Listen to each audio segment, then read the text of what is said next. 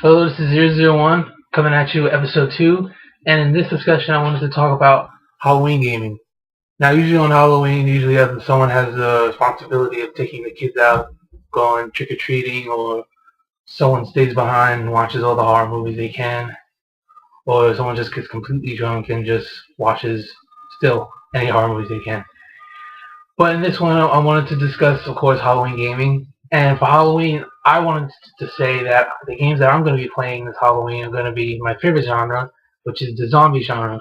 And of course, you can't talk about the zombie genre in gaming without bringing up Dead Rising 1 and Dead Rising 2.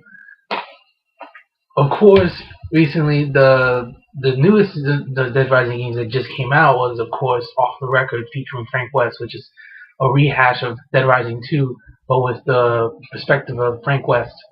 But I'm not going to talk about that game today. I just wanted to talk about my reasons for choosing Dead Rising 1 and Dead Rising 2.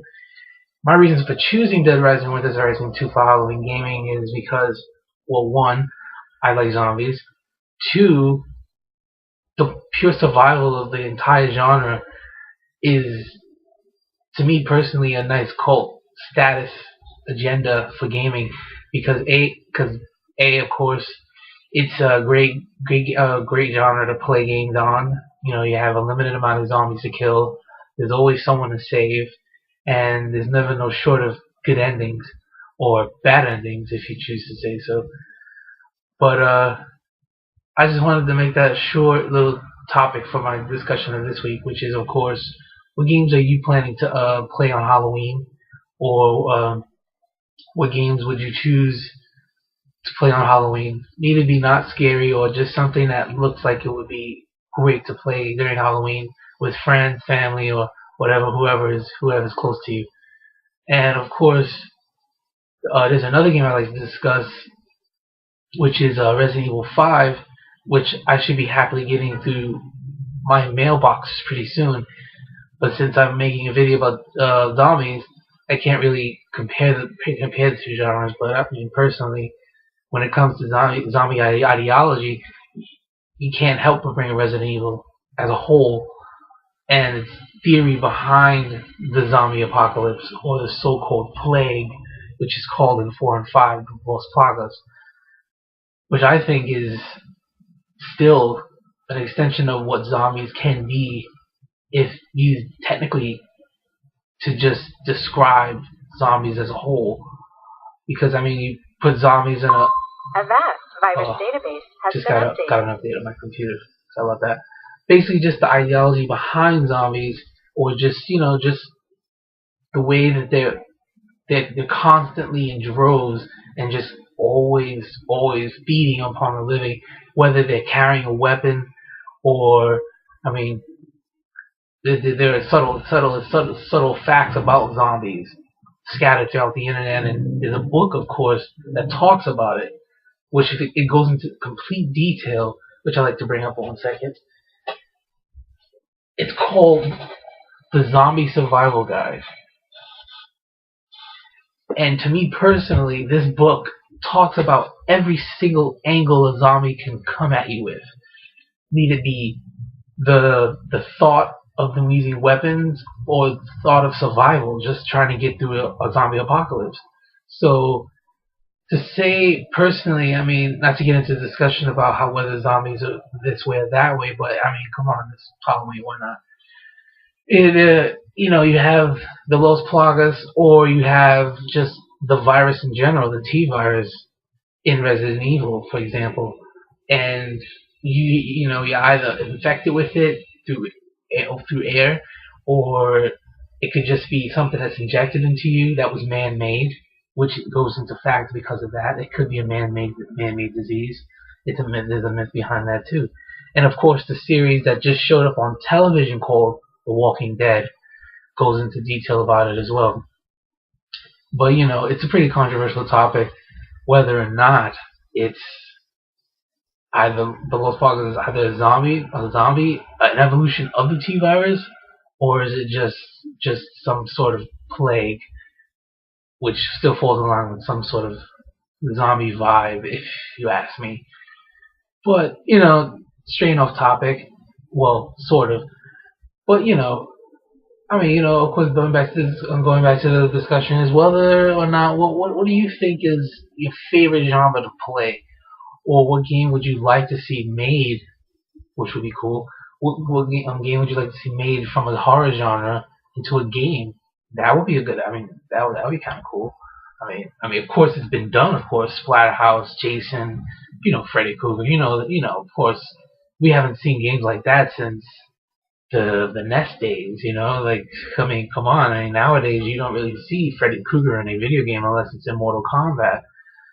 And I mean, that's not really a good interpretation of Freddy Krueger now, would it be?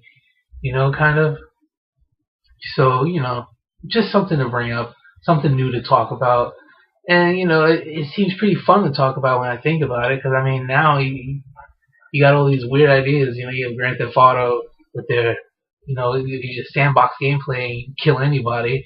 But, I mean, imagine if you were Freddy Krueger, how would you kill somebody? How would a game be designed to make you kill somebody? Or what would you have to do? Or would you have to run away from the character? Maybe the horror, the myth behind the Freddy Krueger or the Jason or the Halloween Michael Myers kind of thing. What would be the myth behind it? What would be the gameplay behind trying to stay alive? I mean, besides zombies being the easiest to stay alive from, they're like dead drones. You just look at them and then all you want to do is kick their face in. But I mean, what if it was Jason? How would you want to kick his face in? Or can you kick his face in? Or would the scare factor be so high that it seems possible? But yeah, it just seems kind of I'm going on here again, but I'm rambling. But just to see how far the fun factor can get. I mean, because compared to zombie games, the fun factor is extremely high. You got, all you have to do is pick a bat, hit them, or take a flamethrower, burn them, take a fleet of zombies, throw a grenade in there, whatever. The possibilities are endless. So having zombies in video games as of recently, to me personally, it's like peanut butter and jelly. You can't go wrong with it. Even if the game is terrible, you can't go wrong with it. And I just think it should just go into more detail. But maybe the horror genre should just, it should just try to make a comeback in some way, some form or another. Minus Splatterhouse and Freddy Krueger being in a fighting game, which is kind of cool, but it would be cool to have another story. But okay, that's pretty much what I wanted to say in this video.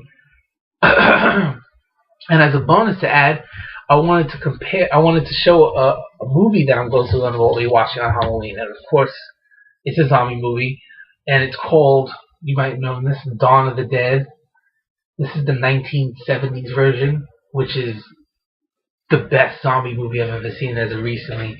I mean, of course, compared to Dawn of the Dead, the remake that was made, it's similar in plot, but it's not it's not similar in story.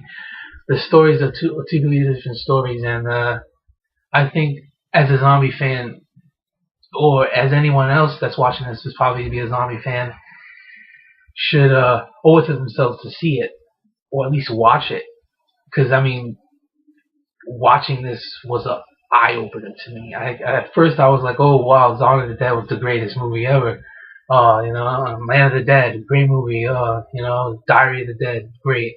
Survival of the Dead was okay, but it was pretty cool. But after seeing this, my standards for watching zombie movies were high, really high. After watching this, I wanted every zombie movie to be bloody.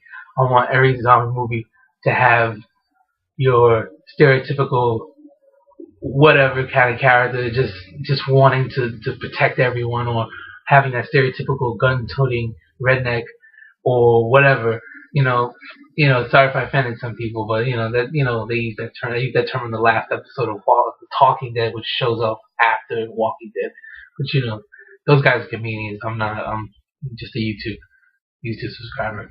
But anyway, just to to move on from that, and there was subtle hints that drove my mistake, that drove my interest into the zombie genre even more when I was looking at the Dead Rising box case on the first game.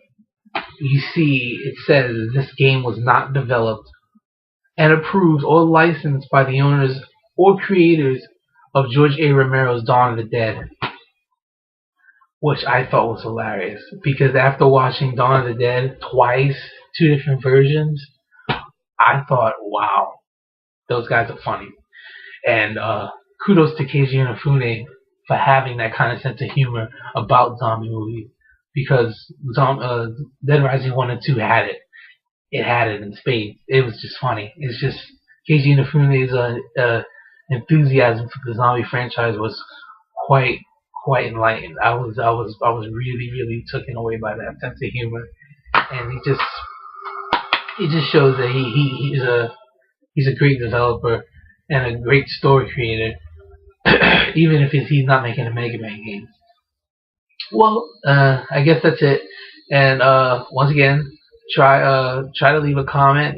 Talk about what horror genre you like to see put more effort into, or minus the survival horror genre, which is coincidentally the only genre for horror.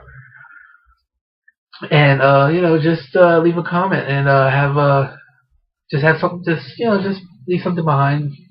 Talk about what game you're gonna be playing on Halloween, and everyone else have a good time on YouTube. All right, guys. See you till next time.